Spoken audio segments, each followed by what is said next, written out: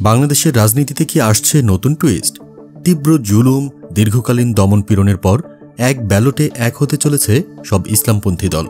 জাতীয় নির্বাচনের আগে মাঠে নামছে এক বিশাল ইসলামী ঐক্য।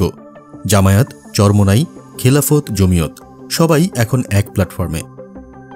৫ আগস্টের পরিবর্তনের পর যেন বদলে গেছে সব সমীকরণ। স্বৈরাচার পতনের পর নতুন বাংলাদেশে নির্বাচনের হিসাব নিকাশ শুরু করেছে ইসলামপন্থীরা। শুরু হয়েছে প্রার্থী বাছাই, চলছে গোপন বৈঠক। সূত্র বলছে, জামায়াতে ইসলামী, ইসলামী আন্দোলন, খেলাফত মজলিস, নেজামে ইসলাম কমপক্ষে 10টি দল একক প্রার্থী দিতে একমত। তাদের টার্গেট ইসলামী ভোট যেন বিভক্ত না হয়। তবে প্রশ্ন হচ্ছে, সবার সম্মতি কি আসলেই আছে? জামায়াতের সঙ্গে সমঝোতা নিয়ে কি হেফাজতের মধ্যে ভাঙন তৈরি হবে? তবে কি বিএনপির সাথেও কিছু অংশ ডিল করছে গোপনে? এই দ্বন্দ্ব কি ইসলামী ঐক্যের পথে বড় বাধা হয়ে দাঁড়াবে, নাকি সময়ের চাপে সবাইকে এক ব্যালটে এনে ফেলবে বাস্তবতা? বৈঠক হয়েছে জামায়াত আমিরের নেতৃত্বে। মগবাজারে ডাকা বৈঠকে প্রায় সব ঘরানার আলেম, পীর ও দল উপস্থিত। ফলাফল অভিন্ন প্রার্থী, অভিন্ন বাক্স, অভিন্ন কৌশল।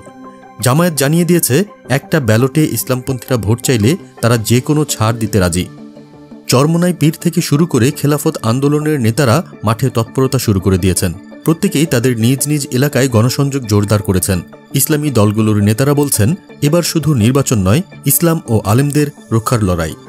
জুলুমের অতীত ভেঙে এবার ঐক্যের পথে হাঁটতে হবে।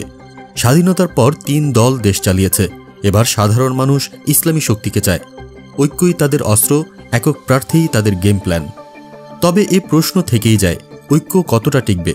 নির্বাচনের আগে কি আবারও বিভাজনের পুরনো চিত্র ফিরবে, নাকি সত্যিই এবার ইসলামী দলগুলো এক মঞ্চে দাঁড়াবে? গণভোটের আগেই মানুষ সিদ্ধান্ত নিতে চাইবে, আসছে কি ইসলামপন্থীদের বিজয়ের সময়? রাজনৈতিক অঙ্গন উত্তপ্ত, ইসলামী দলের নেতারা ব্যস্ত প্রার্থী বাছাইয়ে।